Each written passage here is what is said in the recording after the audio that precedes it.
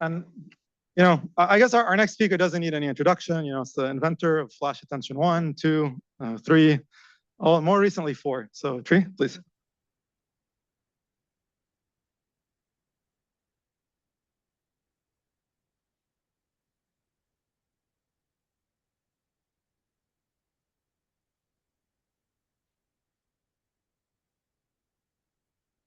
All right. Hi, everyone. Really excited to be here. Thank you, Mark, for the kind introduction. I won't talk about attention too much, maybe just 1 or 2 slides, but I'll be mostly talking about domain-specific.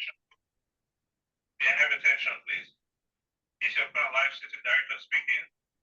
At this time, we're currently carrying out testing of our elevator system A29. A29 car will be currently out of service. I repeat, at this time, we're currently testing of one of our elevators. SA29 car will be currently out of service. Thank you for your cooperation. All right, let's carry on. Okay.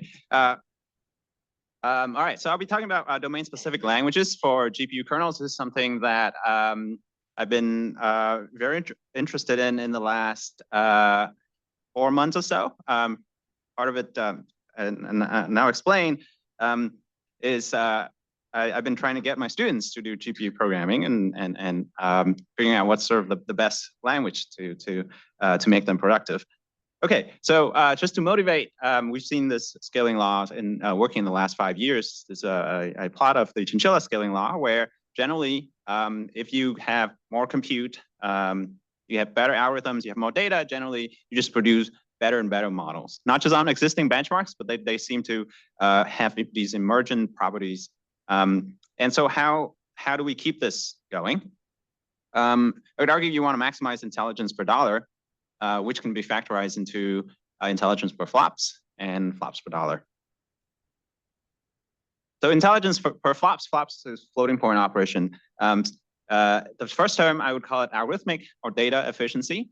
Then the second term, how many flops you can do per dollar, I call it hardware efficiency. And the point is you want to optimize for both. So to optimize for both, you can't just go hardcore and code everything in PTX, because that make your researchers much less productive. So on one hand, you want researchers to be productive so that they can figure out better models and algorithms. And on the other hand, you want your code to be at the end of the day be efficient on the hardware, so that we get better scaling. And it's this fine balance of these two things. That's why I think we need domain-specific languages. And people have figured this out for the last several years. Triton has been hugely successful. PyTorch is now everywhere. So it's all about striking the balance between researcher productivity and hardware efficiency. And one bonus, I think domain-specific languages with good abstractions can make it easy for LLMs to generate kernels. And Mark has talked a lot about it. So Triton, for example, has made this a lot easier. Okay, so I will talk about a couple of domain-specific languages for kernels. I'll give an example in doing Softmax, and then I'll show some results on matmul and attention. Okay, so the first domain-specific languages that I think almost everybody is using now is PyTorch. And you might not think of PyTorch as a DSL, but I would argue it is. Almost all machine learning researchers are using PyTorch. They use it to express their algorithms, their models, and so on. And PyTorch then take the PyTorch program and map it to a bunch of GPU kernels, right? And especially with PyTorch 2, they have a fairly sophisticated backend with Dynamo that will capture your program, the inductor that then generate Triton code and then call the Triton compiler and so on. It's fairly sophisticated. So PyTorch is one. I think almost everyone's using it now. The second one also has been hugely successful is Triton. And their success came from abstracting a bunch of things away compared to CUDA. In CUDA, there's a bunch of things like that you have to do manually, like memory coalescing, shared memory management, scheduling, and so on, that Triton just does it automatically for you. And that has really lowered the bar of GPU programming and has made a bunch of people much more productive. More recently, I've been spending a bunch of time with the Qt DSL. So this is going to be lower level than Triton, and now I'll show some example. It gives you almost the same power as PTX, and I'll show some example as well. So at the end of the day, these DSL, how they differ is how much of the hardware hierarchy they expose. So this is an example on NVIDIA GPU. AMD GPU would be somewhat similar. TPUs would be slightly different, but they all have different levels of memory, of thread and memory hierarchy. So at you have thread and registers that are owned by thread. Then you could have thread blocks that have some shared memory that they can communicate. You have thread block clusters that these thread blocks can communicate. And at the lowest level, you have grid with a bunch of clusters or thread blocks that is harder for these clusters to communicate. Right? And Triton exposes only thread block and grid. As I mentioned, it tried to simplify a bunch of things, and that's made people very productive. That also means the trade-off is you don't get to control as much of the hardware. Now, domain-specific languages has been a very productive area. There's been tons and tons of these DSLs coming out. There's Thunder Kitten from Stanford, Mojo from Modular, Thailand, I think it's from Microsoft Asia, Mosaic GPU from Google. These are all quite good. More recently, there's Gluon from the OpenAI team, the Triton team, trying to make a lower level version of Triton, exposing more of the hardware. And I just found out yesterday that Meta Research also is working on something very, very similar, TLX, Triton low-level language extension. We're just trying to fix this, not fix, but augment Triton to expose more of the low-level hardware.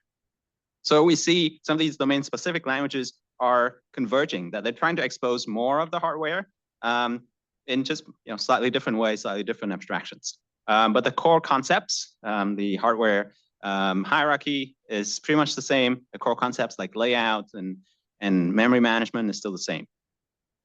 So just to get a feel for how these domain-specific languages differ, so we'll take a look at an example, Softmax, and let's see how you do it with Torch Compile. Let's say I want to do Softmax of a tensor in the last dimension.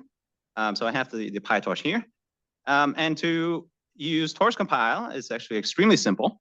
You just add one line. You add a decorator, Torch Compile, right? And the PyTorch folks have done an amazing job to make the UX as easy as possible. And nowadays, if you decorate with Torch Compile, a lot of times you can get quite a big speed up, and it can do a lot of kernel fusion for you automatically. So this is my first recommendation. You should just try it, and if it works, great. It's one line. Okay, so then you can go one level lower. Let's see how it looks in Triton. So this is from a pretty popular library called Liger Kernel from LinkedIn folks. And so they wrote a version of Softmax. And here we see we get to control more of what's going on. You have things like program ID, masking, and the core math is actually relatively simple. Just the beauty of Triton. You can express these low-level operations in fairly concise ways. So for example, the code is like 6 lines. You load in the input, you take the max, you take the subtract the max and take exponential, you take the sum, you divide by the sum, and then you write out the output. This is very, very concise. This is real code that's running in production that lots of people are using. Right? Triton is great. So that's one version of Triton. Now, if you want to do multi-block, which means for larger tensors, you need to start doing things like online softmax reduction and so on. So it's a little bit more complicated, but let's just say this is 10, 15 lines, right? And it works fairly well. I'll show you. Okay, and now we can go one level deeper with Qt DSL. And here, so it's actually a lot of code, and we won't go through all the code. But I just want to illustrate that this exposes much more of the hardware. So for example, when just loading in input, you need to care about, how am I accessing the memory? Which thread is accessing which which memory location am I vectorizing it? For example, here there's a vectorization that says I want to load 128 bits at a time. This is something that you don't control at the Python level, but you do control at the Qt level, right? Do I want to do synchronous or asynchronous, right? Here, the copy atom is asynchronous, and as a result, when you do asynchronous, you have to commit and you have to wait. You have to do synchronization yourself, right?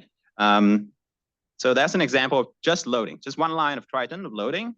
Translate to maybe 10 lines in QDSL, simply because you have to specify everything.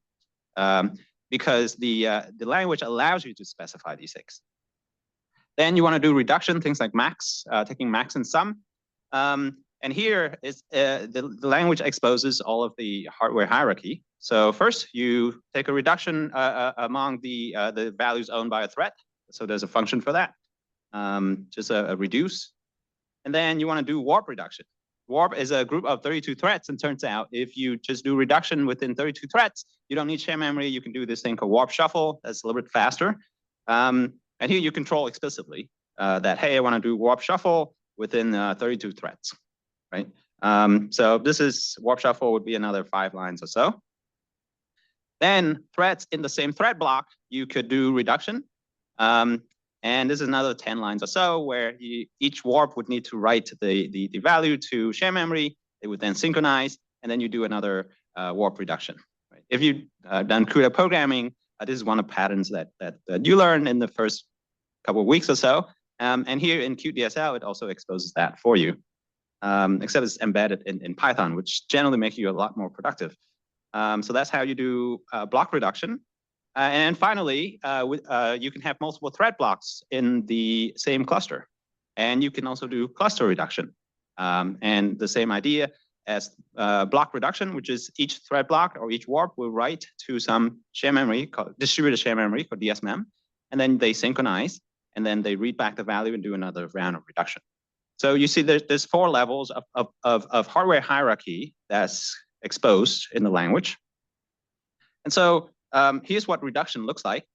From top to bottom, you have to do, or you don't have to, but you get to do thread reduction, then you do warp reduction, then you do either block reduction or block reduction and cluster reduction, right? So 4 levels of hierarchy. So why do we go through this? Torch compiler is 1 line, and Triton is maybe 5 to 10 lines, and then Qt DSL is maybe 50 lines. Okay, so how do the performance compare? So we're comparing Softmax on an H100 with a batch of 32,000, and I just varied the last dimension that we're going to do Softmax over. And we're measuring memory bandwidth. So this is on H100, the theoretical max is like 3.35 terabytes per second. So if you hit 3,000, it's like 90%. So that would be considered quite good. And we see for small shapes that the Qt DSL version, the one in green, actually has a bit of an advantage. And why is that? Because for small shapes, we actually use warp reduction and we don't use block reduction. And we know that it's small, so it fits in 1 warp. And so we explicitly only do warp reduction, and that gives you a little bit of a speed up. So maybe on the factor of 20-30% or so. And then on the in the large input regime, we see that QDSL also has an advantage because we get to do cluster reduction, right? So as the input get bigger and bigger, it simply doesn't fit into one thread block. But if you can fit it in 1 cluster and you get to control the cluster, then you can make it quite a bit faster. So this is a factor of maybe from 3,000 to 2,000, so it's about 15%, right? So that's the kind of usual trade-off in terms of productivity and performance, right? You spend more time on this if you understand the GPUs at a deeper level. Then you want a language that sort of allows you to control and get better performance. Okay, so that's Softmax. So far I've compared different domain-specific languages. Some of you might have programmed in CUDA C++ before, right? And you might be wondering, how much performance do I give up if I use a domain-specific language that's embedded in Python compared to CUDA C++. So let's see. So this is matrix multiply, just A times B on Hopper on H100. And I'm comparing an implementation in Qt DSL in orange and cuBLAS in blue. And I'm just multiplying matrices 8K, 8,000 by K by 8,000, where I vary K from 1,000 to 8,000. Fairly normal shapes. And we're measuring teraflops. So I think the max on the device is around 1,000 teraflops, teraflops per second. So we see that the Qt DSL version, both the Qt and the cuBLAS version, get around 800 teraflops per second. So this is really, really good. You're essentially getting peak hardware performance. You never get above 800 or 850 simply because power throttling and all that. So you never hit 100%. Getting to 80% is actually quite good. And we see actually the Qt DSL version has a little bit of an advantage towards the smaller K size, because since that you can implement this technique called ping pong to overlap the epilogue. And for weird reasons, cuBLAS does not implement it, at least for Hopper. So if you're interested in ping pong epilogue, in ping pong architecture, the folks at PyTorch that Meta has also written a blog post on this. This came out of the Cutlass implementation. The idea is you want one work group to be doing the core matrix multiply, while another work group is doing epilogue, and then you just overlap the two. And that allows you to not pay so much for the epilogue. And so for small K, a lot of time is being spent on the epilogue, just writing out the output. So if you can do that overlapping, you actually get very high performance, even for small K. Okay, so that's great. It seems like for Gem, for Hopper, you're not giving up much. Let's see how it is on Blackwell. So on Blackwell, cuBLAS is actually really, really good.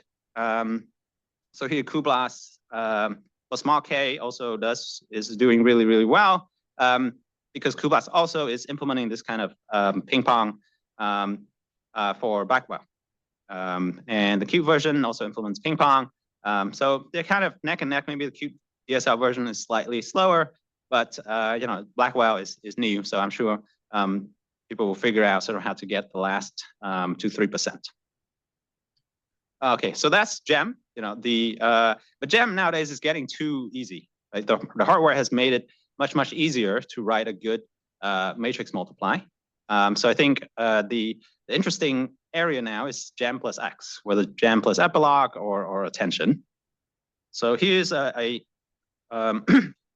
Gem plus epilogue where I do Gem and then I do sweetglue. Gem plus sweetglue is kind of probably the most popular Gem out there. If you're using a transformer in the FFN or the MLP, you'll almost always do matmul and then sweetglue.